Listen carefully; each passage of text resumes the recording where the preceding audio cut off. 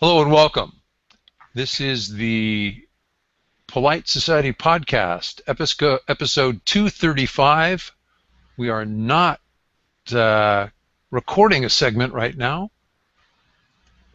If you'd like to leave us comments, go to the Polite Society WordPress page and click the Live tab. Is one of us going to go over to let's have one of us, I'll go to YouTube and leave the link. Cool. Sounds good. YouTube.com, Polite Society Podcast, live now, you say?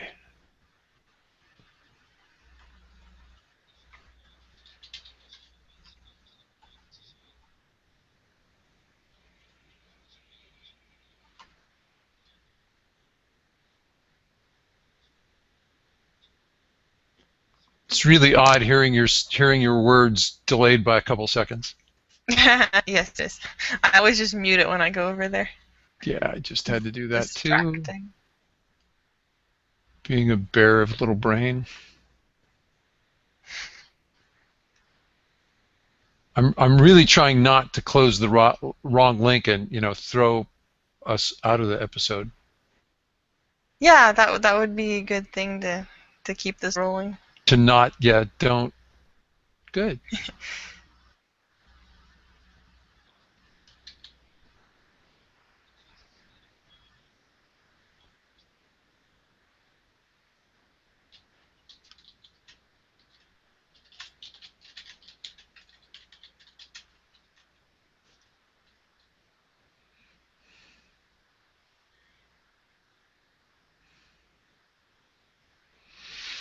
Okay.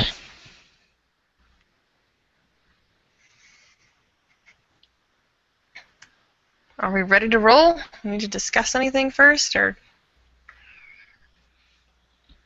set anything? How about would each of you say something? Yes, I would be happy to say something. John? John, talk. Is he muted? John, are you muted? It looks like he's talking. I can't hear you. How about now? Yeah, that's a lot better. I can hear you now. Yes, John, I accidentally muted me on the headset thing. Do I sound the same volume as Rachel? I think so. Okay, Rachel, do John and I sound similar? Yeah, John, can you talk a little more? Okay. How about this? Can you hear me now? Yeah, y'all sound good. Okay, then I'm going to leave the levels alone and let's march on. All right. Let's have a podcast. Let's have ourselves a podcast. Okay. You get a haircut for this. Shut the things I don't need. Don't need that. Mr. Bad Wrench. Start in 5.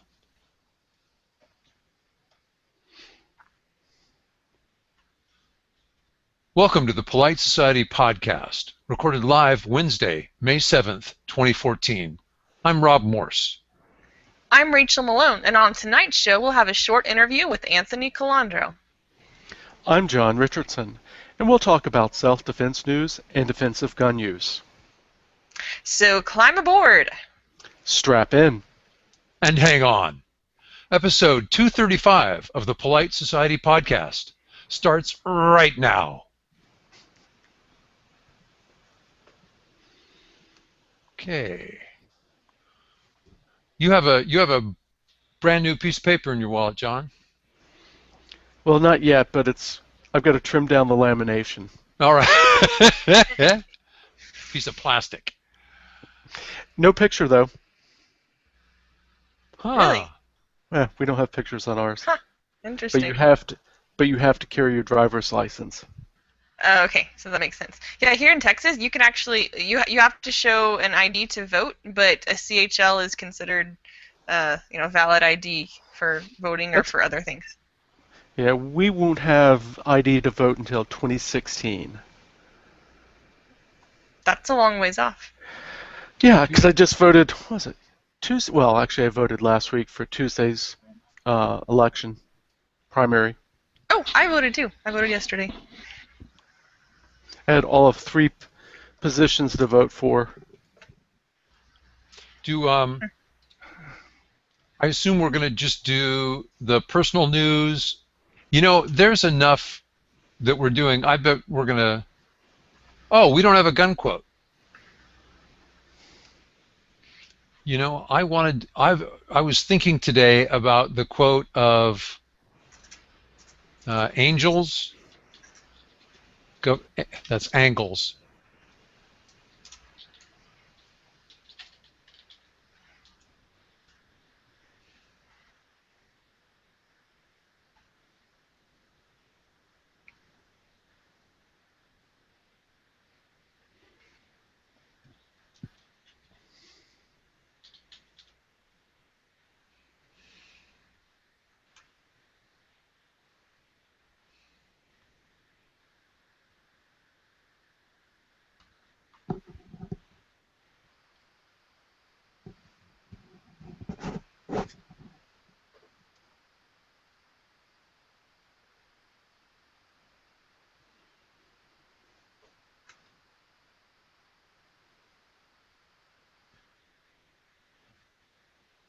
There we go.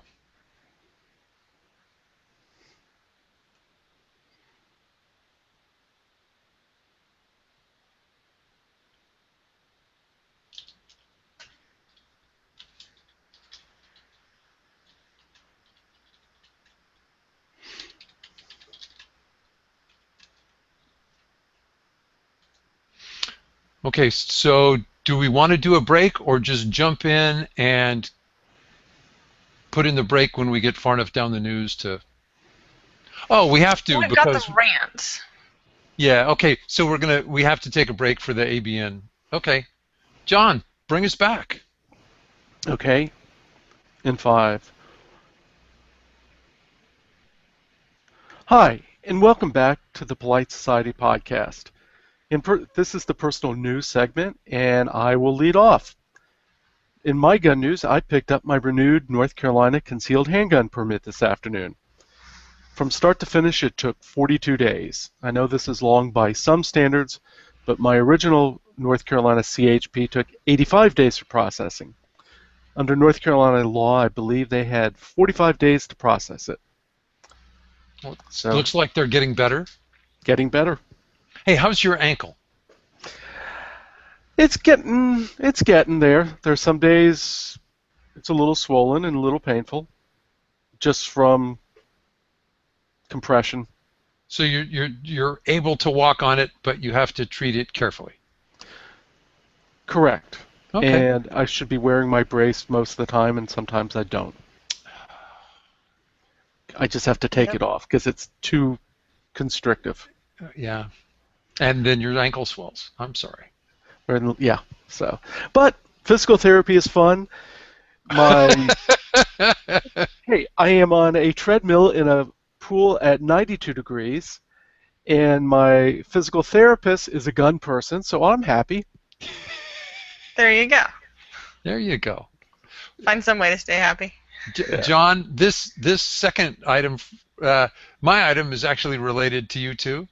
When I was shooting steel last Saturday before the show, one of the guys I was shooting with did the firearms transfer for my Mosin. He's an old rifle nut. You and he would just have a great time. He's also a nuclear plant operator for the Navy and a nuclear welder. But he goes, oh, I was talking to him about wanting to change out some of the sights on the Mosin, and he goes, no, you go to this place, it's called Mojo Sights. Buy their aperture sights. Well, I did, and I think it I know Mojo Sights. Yeah, all right. Yeah. So it cost me nearly as much as I paid you. And that's because I gave you such a good bargain. That's exactly what Joff said. He goes, Rob, if your friend had given you the rifle, what? You can only put free parts on it? Shut up and pay the money for this. All right, so I know it just doesn't feel the same though. So they haven't arrived yet. I'm checking the mail every day. Well, very good. tell me how you like it, because I've always thought about putting one on some of will. my Swedish Mausers. Well, they're both windage and elevation adjustable, so that'll help. Do they make? And they also might make one for the AK-47, which kind I of. think they do. I think they do. I might have to look at that. Okay. Rachel.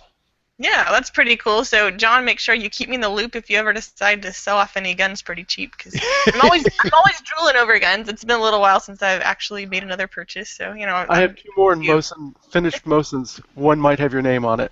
All right, very good. I'll make you a deal. Let me know. Hey, yeah, we should talk. John, if nothing else, make her a deal at the next NRA convention when she shows up. When I show up. Yeah. I was just hanging out doing nothing, I'm sure. If you get impatient, how about GRPC? Because that'll come first. That would be great. Yeah, just make sure. Yeah, but that would be in Chicago, and I'm not sure if I would take a Mosin. Oh, well, we Chicago. might not do. Yeah, that's true. That's true. We should be more savvy about that. Could close the deal, but couldn't complete the transaction. All right. Anyway. Yeah, we'll figure something out. Anyway, we should definitely talk. So, anyway, I had opportunity to drool over a few rifles and handguns and other equipment this past week. I was actually at the range for 3 days, Friday, Saturday, and Sunday, for various things. But my favorite was definitely the 1,000-yard qualification shoot that I got to go to. I have a friend who's been out to it. It's a range that he's a member of, and in order to shoot at their 1,000-yard line, you have to go through their qualification. And so he's done it. Several others have done it. He's an Appleseed instructor, so it's they're kind of going through the rounds there. And so I got invited out, and boy, I had the time of my life. That was pretty cool. But I have to say, one of the biggest lessons I learned was how important it is to have a really good spotter. Without a spotter making wind calls for me, figuring out what was going on, when to make a shot, what adjustments to make, it would have been really difficult. But as it was, I was able to get my dope almost exactly on, or pretty close to it, to start with, and then we just did a couple of shots for windage adjustments, and I was right on and was able to make 3 consecutive shots at 1,000 yards for my qualification. So we were shooting like just a regular, let's see, what were we shooting at? I think it was like a 22-inch square piece of steel. So, not huge, not a whole lot of room for pulling off. So that was so much fun. I loved that. And then afterwards, of course, we went and did some crazy things at pistol shots at 300 yards, which was, yes, not anything practical, but it was just for fun because it was that kind of a day. So. What were you shooting at 1,000 yards? I was shooting a 308. It was a Savage Model 10 with some special hand loads that made the distance, and I think we were shooting in like 15-mile-per-hour wind, and various different crosswinds coming through. But it worked. It was a blast. Wow. So. What model Savage?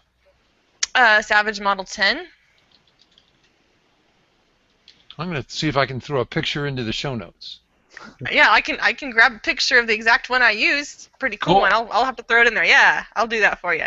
Okay. You have to check out the website that it comes from. It's tacticalsandwich.com. Anyway, it's got some pretty cool gear reviews. Anyway, so yeah, that was my guns involvement. I did have a little bit of political involvement. I was able to go vote against a tax increase. We had municipal elections, and there was a school bond that I was able to vote against. It would have been a tax increase. So. They do those in May in Austin?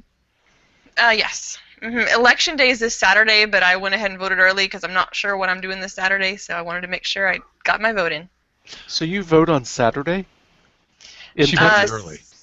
That's the school board election, city council, mayor, all that stuff. That election is on Saturday. Regular general election, primaries, those will be on Tuesdays. Okay. No, we still have municipal. All elections are on Tuesdays. Oh, here in North Carolina. Interesting. Before we go to break, I want to tell you a tale of corruption. Before I was active in Chicago politics as a member of a taxpayer group, they'd had school board or school bond elections on Christmas Eve in parts of Chicago. Wonder who showed up for those. We have an advertisement, and we'll be right back with more news.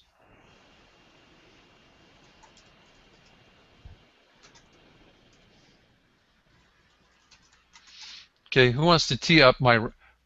Rachel, did you read the rant yet? Yes, I did read through some of it. Okay. I think. Some of it. Let me see. Yes, I did read through it. Okay. Just now. You want me to pull it in? I don't know what do you want me to say about it. It's cool. It's good. Maybe talk about your students, or John, talk about any other instructors. And John, do you want to? Yeah. Will you pull us in, tee us up, and we'll wait for Rachel to get done with her cut and paste job there? So I'm going to bring you. So I'm bringing us back for the rant or the news. So we call it just the news segment. The news segment that leads off with Rob's rant. Okay. In 5. Well, let's let Rachel. Were you going to cut and paste that image? I'm trying to find my image. Like, how do you post an image? I know I've done it before, and I'm not seeing. Hang on. Insert image. Yes, exactly. I got it.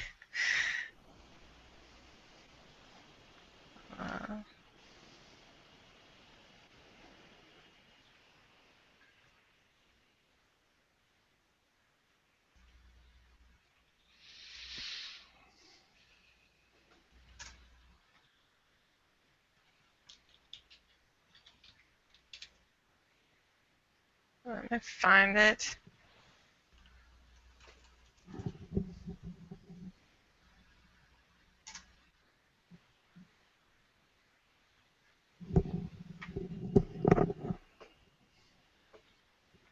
This is a good time if anyone's listening to the podcast. Oh, you know what? We should go and check. Nice. Wow, look at that. I love the paint job.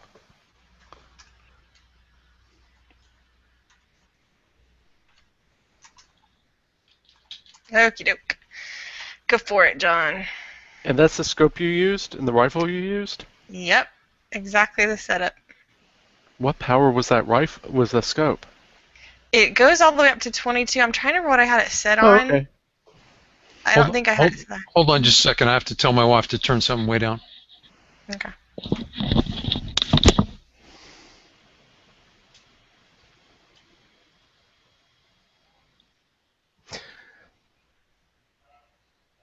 You know, and Savage Model 10s are not that expensive. Yeah. Yeah, I mean, I was really impressed with the setup, how economical it was. Mm-hmm. And that's kind of what the Sight Tactical Sandwich, I think, is going to be about not just the uber cool stuff, but stuff that really works, that's economical, and basically the most bang for your buck. No pun intended, but yeah, we could stick that in there too. Yeah. So, yeah, let me tell you, this thing worked. Worked pretty amazingly.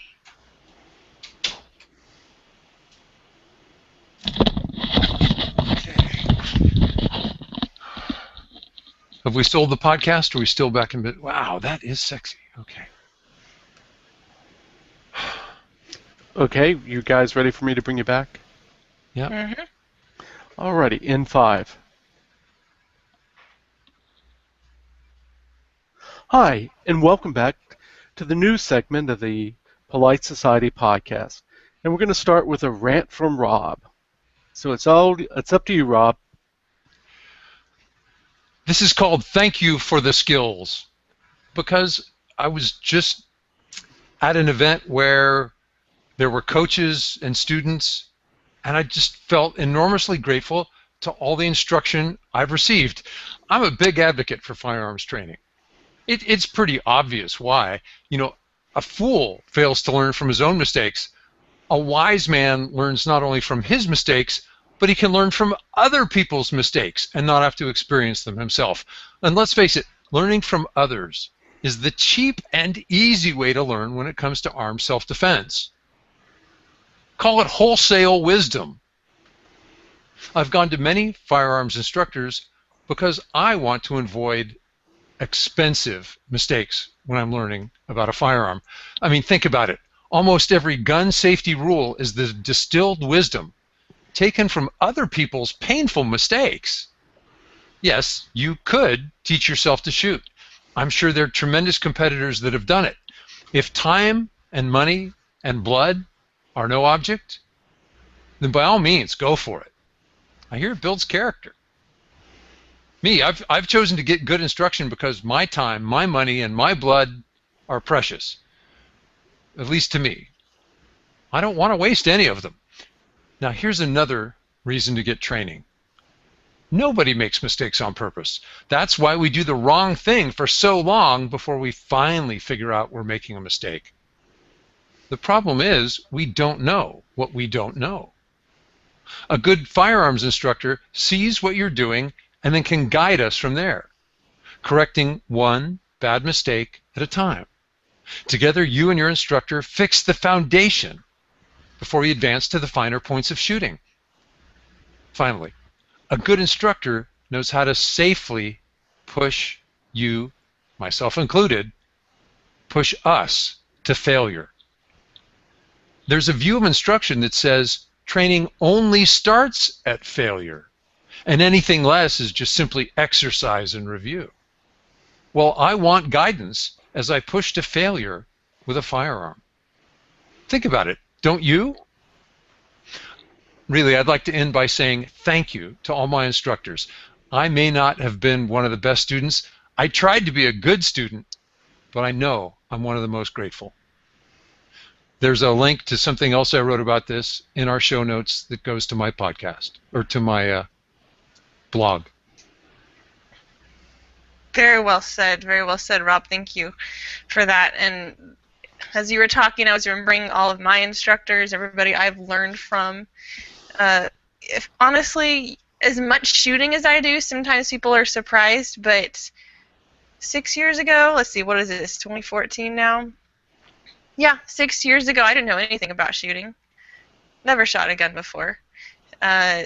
Even just 2 or 3 years ago, never would have imagined I'd be where I am now. And it's due to instructors who were patient, who were very skillful, who knew not just how to shoot but how to teach, and who willingly gave their time. I have so many people who have invested in teaching me. Even just this past weekend, people I was working with to teach me new skills, and not to put me down for things that I didn't know, especially when I was first starting out. I'm so grateful for skillful instructors.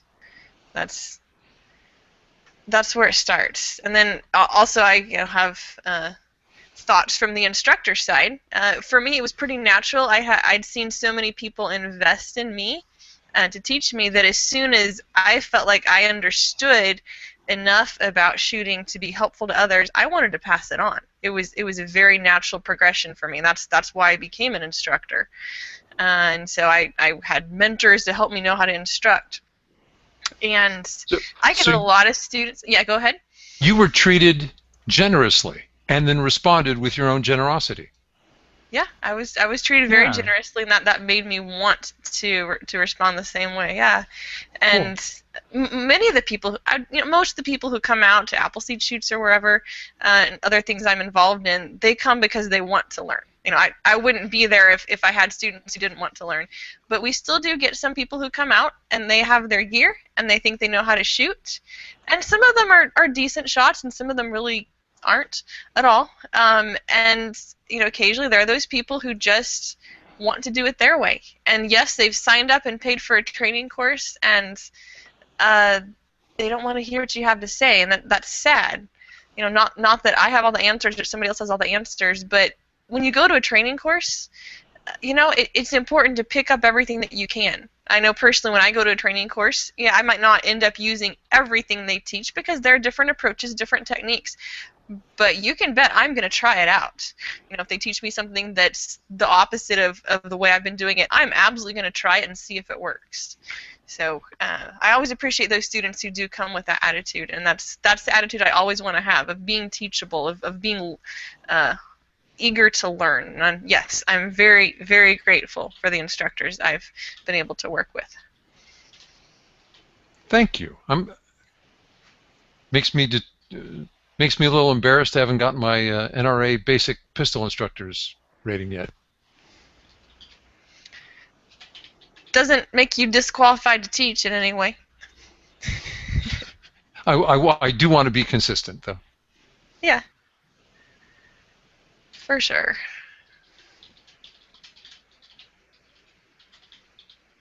John, anything to say, or shall we go on to the news? Let's go on to the news. All right. Well, looks like I've got the first story here. And I just want to assure everybody, don't worry, the police will protect us. But unfortunately, well, the New York City police are busy chasing a dead man and can't seem to catch him or even to catch on to the fact that he died 8 years ago. Police have raided the home several times, and they now post the death certificate on the door. So, yeah, maybe the police will protect us, but maybe they're busy chasing down dead men, so you might want to have a backup plan. Just saying. I'm sure there's some. I'm speechless. Bit set in somebody's case file, and everybody goes, "Oh, I'll clear it." But this guy's. The survivors have met way more cops than they want, and the cops toss their home each time they break in. Wow. Yeah, I'm reading the quote of the widow. Yeah? She says, "I tell them over and over, James isn't here. He's dead. It's that simple. What's so difficult to understand about that?" As stupid as it sounds, it's also kind of sad for that to keep being brought up. Yeah. Yeah. Yes. Yeah. Really is. The guy died of complications from diabetes, I think. Anyway. At least he didn't die because he was shot by the cops, and you could say, "Oh, you guys shot him. You should know he's dead." Yeah. Ouch. Ouch. Wow. Well, in kind of, I'm not sure if I'd call it, in court news, the U.S. Supreme Court decided not to grant certiorari to the New Jersey case Drake versus Jerigian. They denied it without comment. When we had Frank Fiamingo on the show in April, he, like the rest of us, were cautiously optimistic that the court would take this case, which is about carry outside the home. I mean, we have the necessary split in circuits, and it seemed like a relevant Second Amendment case. However, since we never know what happens in the court's case conferences where they decide which case to take and which one to deny, we can only guess why we didn't get 4 justices voting to hear the case. John, I think that the Supreme Court takes a few % of the cases proposed to it. Very few. So it could be absolutely appropriate for them to take it, and we were 51 out of 50 of however many they're going to take. Or they could decide, said, we want a better case. Could be too. Yeah. Yeah. There was some quirk about New Jersey they just didn't like. Well, I can understand that. Well, you meant the law case. The law case. Oh, yeah. No, I'm not a lawyer. The related case of Peruta versus Gore in San Diego has fairly broad implications, and that's because the Ninth Circuit includes both Hawaii and Guam. A proposed bill in Guam would change Guam from a may issue island to shall issue. Amendments to Bill 296 would prevent a felon from applying for a gun for 10 years and require both mental capacity as well as the physical capacity to own and operate a firearm. The bill would also require a firearms training course within the last 5 years. Good for Guam. Similar bills recently failed in committee in my home state of California. So they're farther west, but they're years ahead. Sounds like it.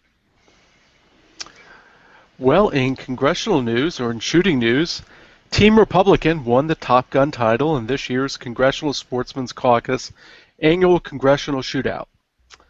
Representative Colin Peterson, a Democrat from Minnesota, took overall Top Gun for members of Congress.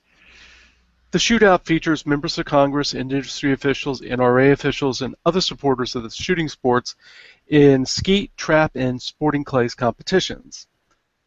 I might have liked to have seen something like an IDPA course of fire or a three-gun course of fire in addition to the shooting sports. It's still good to see some congressmen engaging in the shooting sports. It does sound like gun culture 1.0, though, doesn't it? It does. Yeah. Yep. There's still some lingering news from the NRA annual meeting. It seems that there was a dip in teen violence in downtown Indianapolis the week that the NRA was in town.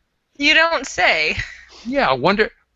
You'd think it'd go the other way with all those, All the guns overweight, there. white, overaged men in town, but the Indianapolis Metropolitan Police Department reported that it was the most peaceful Saturday downtown for the month of April. Well, that coincidence doesn't prove causation in this case. I think it's a pretty good portion of the 75,000 NRA attendees carrying firearms. I'm pretty sure it made a difference. I would have to agree with you, for sure. A good weekend to take up a different sport than robbery.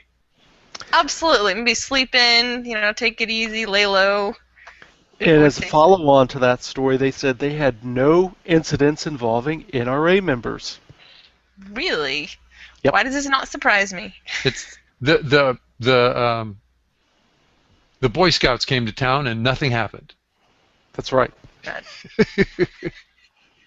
Well, good deal there. Our listeners may remember that we reported back in April on how Tennessee Governor Bill Haslam helped get constitutional carry and guns in parks killed in committee. The Tennessee Firearms Association has now initiated an open records request with the Tennessee Department of Safety. They also want to know of any communications relating to the bills in question originating in the governor's office, Safety Commissioner Bill Gibbons' office, and from the officers of at least 8 members of the Tennessee legislature. It should be noted that Governor Haslam had made a pledge to sign a constitutional carry bill if it crossed his desk. It is really easy to keep your pledge if you make sure it never gets to your desk. And for those who aren't aware of this, an open records request, I guess it's different per states, but that can be a really powerful tool so you can figure out what's really going on. And oftentimes, and I saw this happen last year and the year before, those legislators and the governor, they really don't want to release these records. They know very few people know that they can request the records of, phone calls or emails or whatever between their office and others, and sometimes there can be incriminating evidence there that they don't want to get out. But here in Texas, there are laws stating that we can get that. It's public records. So yeah, use that as a weapon. As a tool. As a tool, thank you. Yes. It's interesting, and I've heard of politicians using personal cell phones or invented third-party emails to communicate outside that system, naming bills by a different name or number to avoid freedom of information request. Yeah, and the issue being when that then comes to light, they look doubly dirty. Yes, they do. And speaking of dirty, in stealth news coming out of the Bureau of Alcohol, Tobacco, Firearms, and Explosives, it seems that they have posted a 60-day request for comment back on April 15th. BATFE is now seeking to expand the multiple sale reporting requirement for some automatic rifles.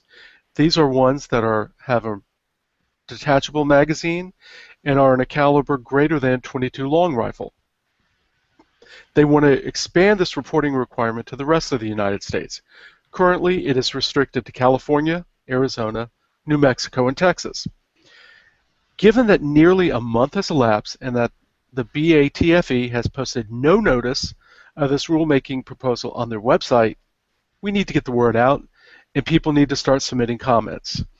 The comment period ends on June 16th. I remember when they implemented the border state reporting requirement. On my blog, we had a link where you could go and automatically submit comments. And if I can figure out how we did it, I'll get that back up again. I think my blog generated like 3,600 comments. Of course, they ignored them all.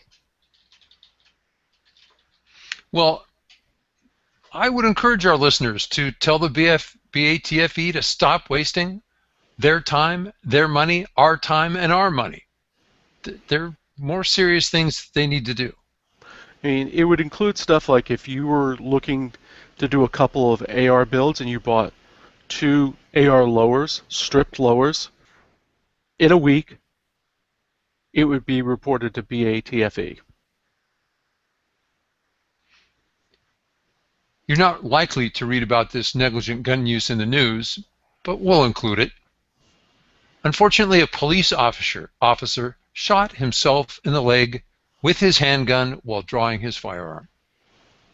Sad, it happens, but this happened during a special weapons and tactics training conference taking place in Fort Wayne, Indiana. Yes, you heard that correctly, that a highly trained SWAT cop had a negligent discharge and endangered himself and others. There are 2 points to bear in mind. Don't become complacent around firearms, no matter how much you handle them or for how long. Second, don't believe that you as a private citizen are a greater risk to the public or have weaker character to enforce good habits than law enforcement officers. We're human, all of us. So are they. The wounded officer is expected to make a full recovery. Excellent points there. Who wants gun quotes? I'll take it. All Just right. gonna ask for. This is from Federalist Papers number 51. If men were angels, no government would be necessary. If angels were to govern men, neither external nor internal controls on government would be necessary. In framing a government which is to be administered by men over men, the great difficulty lies in this. You must first enable the government to control the governed, and in the next place, oblige it to control itself. So hang on, everybody. We'll be right back after this for a short interview with Anthony Calandro.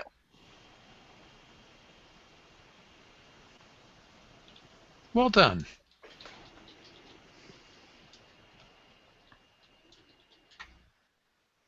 Very good. You pronounce it Calandro? I've heard it I don't pronounced know. Calandro. Calandro. Okay, gotcha. Okay. Thanks for that. All right, man. 1, 2, have we- 3, Yo, Tony. 4, Yo, hey, Joe. 5, 6. Looks like we got 6 DGUs here. And you guys portioned them out. Thank you. I got Okay. the text. Yeah, you got the Texas ones? Both of them. Yep. I wonder why. Okay, here we go. Rachel, have you brought us back yet? No, I haven't. Want me to do that? Yeah, why don't you? I will do that. Are we ready to go? Mention that we have 6, Yep. I guess. 6 DGUs. Anything else to mention? Nah. Okay. All right. Coming back in 5.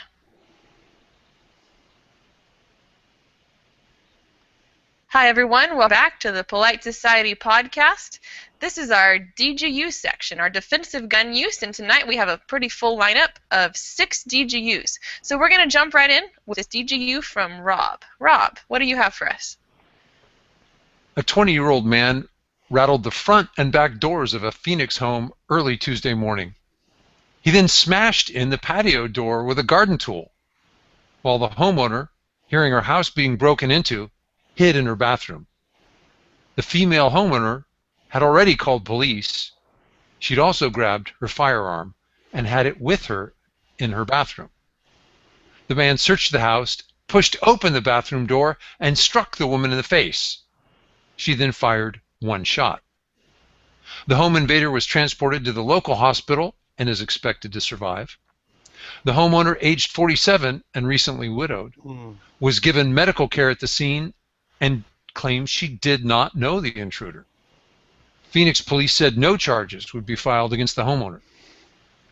With a recent death in the family, I'm betting that this was a search for drugs. Unfortunately, I think you may be right. Yeah. Well, in the next DGU, it's a DGU with no shots fired. And I'm not sure if this was a kidnapping or car theft, but Marcus Forbes answered a Craigslist advertisement selling a Dodge Charger. Forbes asked to take the car for a test drive with the owner. Forbes continued to drive the car away even when the owner asked him to turn around. Instead, Forbes turned onto Interstate 65 and headed south. It took 40 miles of arguing before the car owner pulled his gun and ordered Forbes to stop. The owner then called police, whereupon Forbes was taken into custody and charged with criminal confinement, attempted theft, and other charges. Unfortunately, Craigslist, while a great way to sell junk in your house, is also a common feeding ground for robbery. Yes, definitely a good place to be careful. But talk about, hi, I'm going to talk to you for, 40 minutes and let you know me really well before I steal your car? Not the sharpest plan on the planet. Yeah, this is true. Anyway, back to Texas. Back to Texas. I've got this one. Because it is from Texas, 3 teenagers stormed into a Pharr, Texas smoke shop early Monday morning. The store had been robbed several times in the past few months. The 3 teens were wearing hooded sweatshirts with the hoods drawn up, and they yelled, "Hands up," as they entered. The news article I read wasn't 100% clear, but it does look like the teenagers were armed. The store owner drew his firearm, shot, and killed 18-year-old Julio Cesar Perez. The 2 other teens were charged with murder due to Perez's death. One is in custody, and the police are still seeking other suspects. Yeah, there's, the one who entered the smoke shop, the third of the 3, plus maybe a getaway driver? Yeah, probably, at least. Dang it. It seems like this is a bad week for teens. Teen burglars need to learn you just don't mess around with the elderly because it can be fatal. That's what 2 teen burglars found out to their detriment this past Sunday morning in Sacramento, California. An elderly widow, Alice Hubbard Gordine-Ho, and her older brother Brentley Hubbard were awakened by the teen burglars.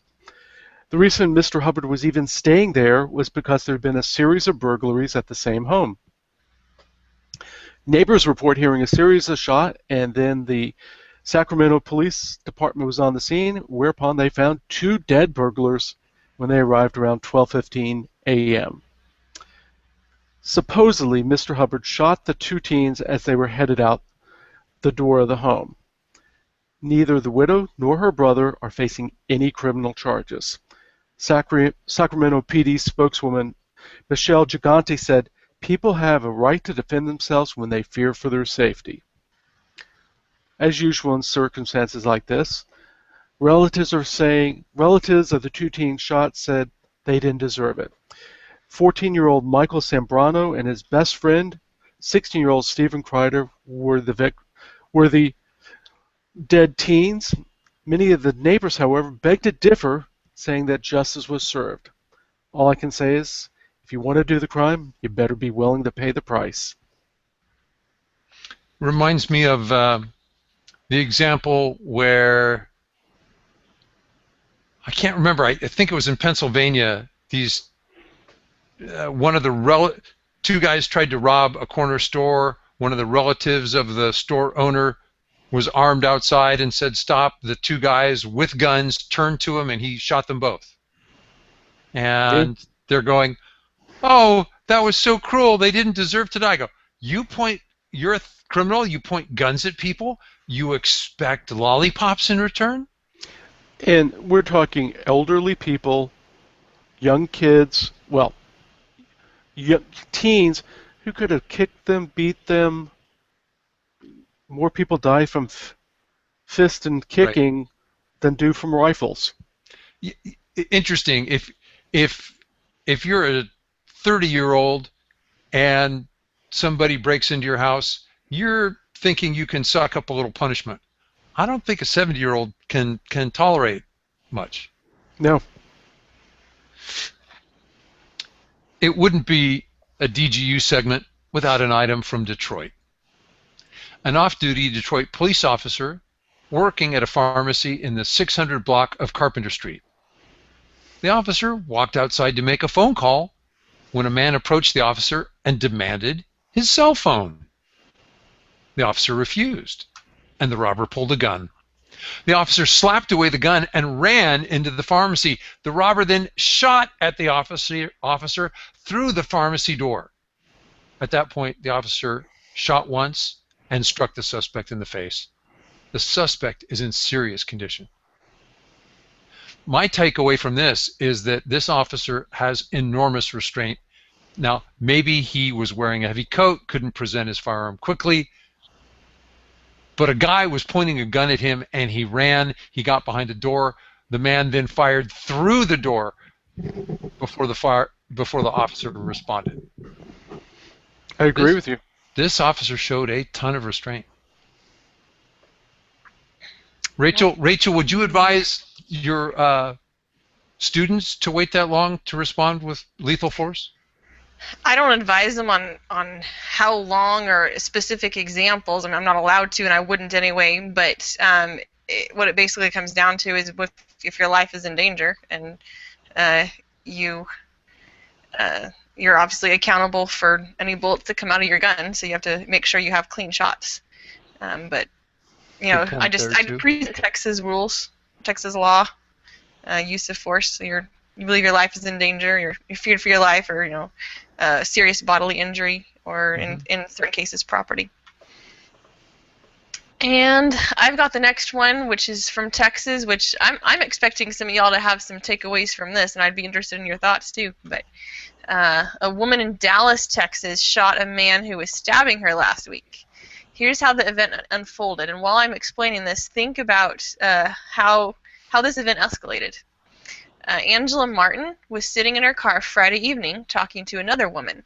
The discussion turned into an argument, which apparently got heated, and the other woman's husband, Luis Rodriguez, came and joined the fight. Martin, the original woman in her car, then pulled her handgun out of her purse and placed it in her lap.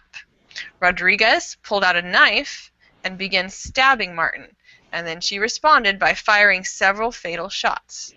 She did kill Rodriguez, who was stabbing her. Unfortunately, Rodriguez's brother, who was reportedly trying to stop him from stabbing Martin, was accidentally hit by a stray bullet in the abdomen. He's currently recovering. Martin, the woman who fired, made a statement to law enforcement, and law enforcement reports that a grand jury referral will be made. Wow. I don't see that as a clean DGU, in the sense that there was an argument, she was participating in it, and then she pulled her handgun out. I can understand shooting because he was stabbing her, but I'm not sure she's totally without blame. I think you have a good point, and here's how I try to separate those things, especially for CHL people, like in my classes or just in my own, for myself personally. You have to understand your legal rights, and you have to understand morally what is acceptable. So what's acceptable legally, what's acceptable morally.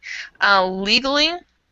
Actually, I explained this through a story I found. I think this is from several years back, about someone. I think he was some home inspector or somebody. Anyway, he was on somebody else's property legally, and somehow provoked an argument, and the other person started attacking him, at which point he drew his gun and fired in self-defense.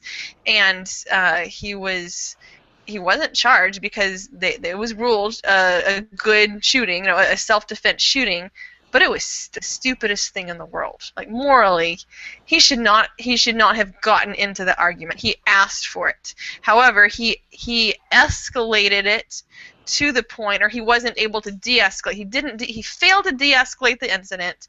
It reached a point at which, to protect himself, he did have to use lethal force, deadly force. So the lesson that I take away is do everything you can to de-escalate, because you do not want to have to get to the point where you would need to use deadly force, or you'd be authorized to do that. Rather just avoid it. That's my takeaway from this story. Everything depends here on the details. Yes. Yeah. I walk up. I think the woman who used a firearm was it apartment manager, I think, when I read the argument. So she's discussing something with one of the tenants. They get in an argument. I'm the tenant's husband. I walk up. I see them argue. If the manager has a gun out and is arguing with my wife, I can fear for my wife's safety, think she's being threatened with a gun, and now I go to use a knife. So everything depends on the timing.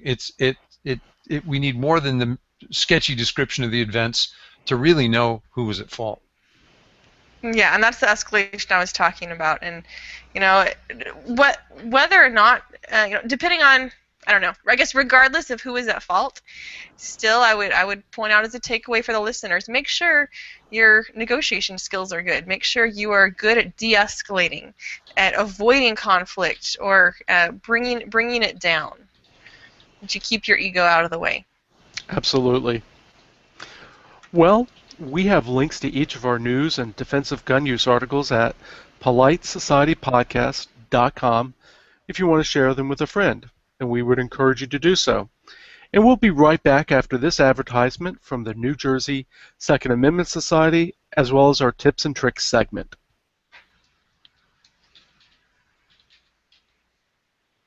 Good deal. All right. Yeah, that was right about 13 minutes, I think. Yep. That's good. Okay, so the email. Big one about Orange County. Yep. Is there another one? Let's see. Looks like that's it. Is that right? Yeah, we've got one, but there's another one, but we want to use it later. Yeah. Is anybody in the live section commenting? No. Just Susan. Susan likes the pics. The pictures. I like that bolt handle. Okay, so we'll jump back in, and then we're done. Oh, do I have anything to mention on my blog? Okay, John, do you? Yeah. Yeah. I did. Let's see what I did. They kind of about smart guns in New Jersey, but not that much. You want give it a shout? Sure. Okay, then we'll include those segments. Rachel, John, Rob, Rachel, John, Rob, John, Rob, John, see you. Good. Rachel, you want to go ahead and do the copyright? Yeah, sure. I will do that. Did that work what I did last week? Yeah, worked fine. Okie doke. Okay, I'll post back in for this one. Very good.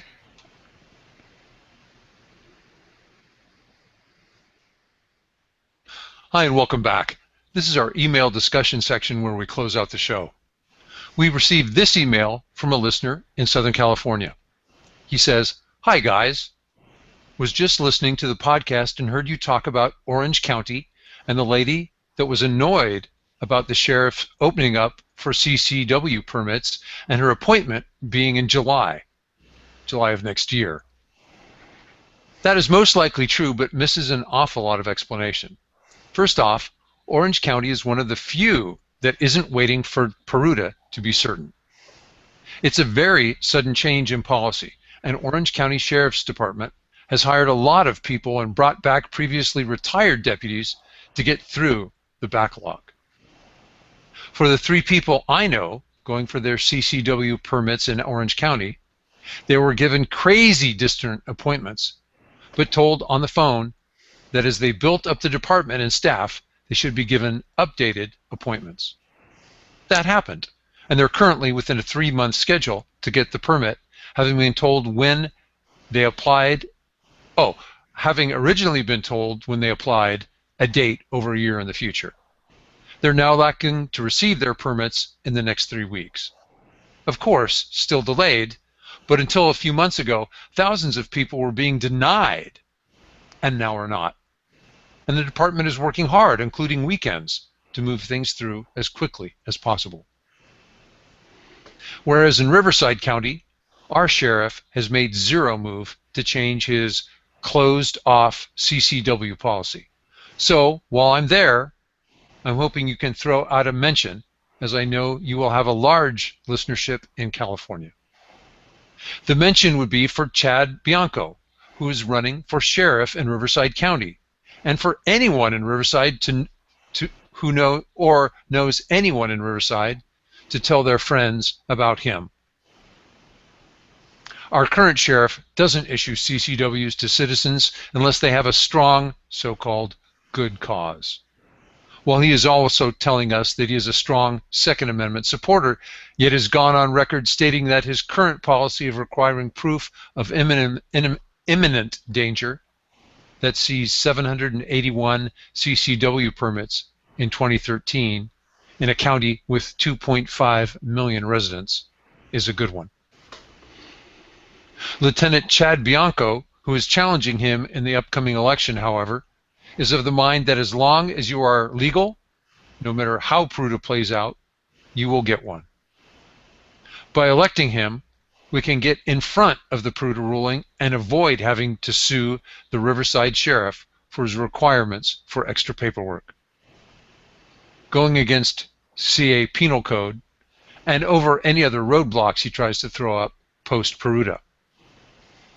Plus, Chad Bianco is a good man seeking to become a good sheriff. That's more than a good politician. I also figure no matter how CCW plays out in the courts, we don't need a sheriff that doesn't trust us carrying guns, let alone one that only stands up and supports keeping guns part of the Second Amendment. The listener's name was withheld by request. Any comments?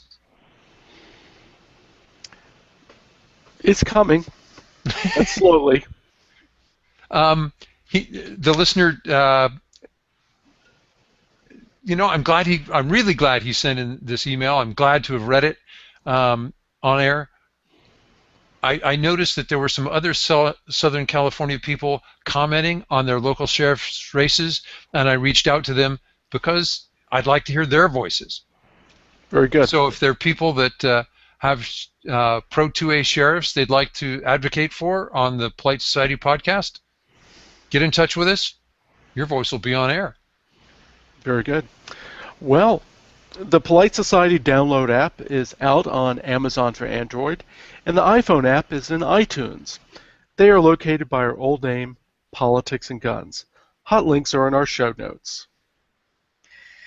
We're experimenting with the show all the time, so please send us an email to let us know what you like or dislike. You can contact the show by email at this address, onair@politicsandguns.com. Send us an email and you might hear it read on the air. If you'd like to email any of the hosts directly, just email their first name and then add @politicsandguns.com. Or call 605-215-1438 to hear your voice on the air. That's 605-215-1438. Let me offer one note. We don't include every news item that we're offered by email, and sometimes we delay reading an email. If one of our co-hosts is out that episode, some of them say, "Oh, I have a comment on that." It's not. We'd like to read all of them. It's just it's a competition because we want to comment on them all and can't make it to every podcast. So definitely be aware that we appreciate your emails, and we're glad for all the ones that come in, whether or not they actually make it to a particular show. Yeah, we're actually fighting over getting to read them and comment. Yeah. And if I got an email, I'd be very happy too. Somebody better go out and email John, or you'll have to deal with me, and you don't want to do that. There you go. Road Gunners Mag 40 class in Conway, Arkansas at Shoot House, USA is scheduled for May 15th through the 18th. You can register from a link in our show notes. And also, please check out Kathy Jackson's Cornered Cat training classes. Her next class is the weekend of May 17th in Philadelphia. Just go to corneredcat.com for more classes and details. Rob, any new posts from Slowfax you want to mention? No, I've got an article coming out Friday in Clash. It will probably be Saturday morning before I get it into Slowfax. It's on firearms. Yep. I can't say any more because they get first dibs. John, you have anything? Well, I had a post earlier this week about New Jersey Senate Majority Leader Loretta Weinberg, who's made us an offer that she thinks we can't refuse. She said she will introduce legislation to repeal New Jersey's so-called smart gun law if the NRA will agree not to stand in the way of the technology. The problem here is that Weinberg thinks that, like in the gun control community, everything is top-down, and that it's all AstroTurf, and that all the NRA has to do is snap their fingers and we will fall right in line. The NRA is led as much by the grassroots as the grassroots are led by the NRA. In other words, they both exert influence. Yeah, trying to herd the NRA members is probably like trying to herd cats or politicians. Right. Right. Nice try, Loretta. And Loretta, I mean, if you would have her, her bodyguards from the state police with smart guns before anybody else has them, well, we might talk. Yeah, lead by example, Loretta. Well, thank you for those reports on your blog posts. Also, I want to remind our listeners to check out the Shooters Club by Bob Main and Ben Branham. For $75 a year or $6.25 a month, you get 24/7 access to some fantastic training and audio podcasts that you can't get anywhere else. Don't forget, Bob is giving away his M&P Shield to one lucky member, and I believe there are other prizes for other members. So check out the Shooters Club. And please listen to the other podcast on the Crusader Podcast Network. And here's a shout out to our Canadian friends at Slamfire Radio. But we need to remind them that the Polite Society Podcast has more Facebook likes than they do. Always have to rub that in, huh? Yeah. Join the National Rifle Association, Second Amendment Foundation, Gun Owners of America, and Jews for the Preservation of Firearms Ownership. Joining 2 makes you a hero, while supporting all 4 makes you a superhero. Also, join your local civil rights group like the New Jersey Second Amendment Society, the Arizona Citizens Defense League, Gun Owners of California, Connecticut Citizens Defense League, Florida Carry, Georgia Gun Owners, Grassroots North Carolina, Illinois Carry, Michigan Gun Owners, Michigan Open Carry. And the Michigan Coalition for Responsible Gun Owners, Minnesota Gun Owners Civil Rights Alliance, Nebraska Firearms Owners Association, Citizens for a Safer New Jersey, Open Carry Texas, Texas Firearms Freedom, Texas Rifle Association, Tennessee Firearm Association, the West Virginia Citizens Defense League, and Wyoming Gun Owners.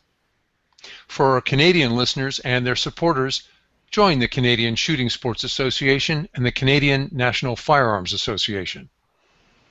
And that wraps up another episode of the Polite Society Podcast. Until the midweek show, stay safe. Be aware. And we'll see you down the road. This show is copyright 2014 by Paul Lathrop and Polite Society Podcast. Do we want to redo that? Because I said the midweek show Yeah. as opposed to the Yeah, weekend let's- show. Well, by the way, what's going boink? Is it?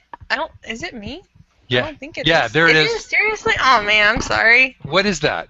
It's the cord hanging down. I guess it's like a clip that I could clip back, and I didn't. It And I think I have my microphone down low enough that. banging Sorry. the mic. Yeah. I'm sorry. It's quite resonant. There Yeah. again. All right. John. Okay, in 5. Bonk. And that wraps up another episode of the Polite Society podcast. Until the weekend show, Stay safe. Be aware. and we'll see you down the road. This show is copyright 2014 by Paul Lathrop and Polite Society Podcast.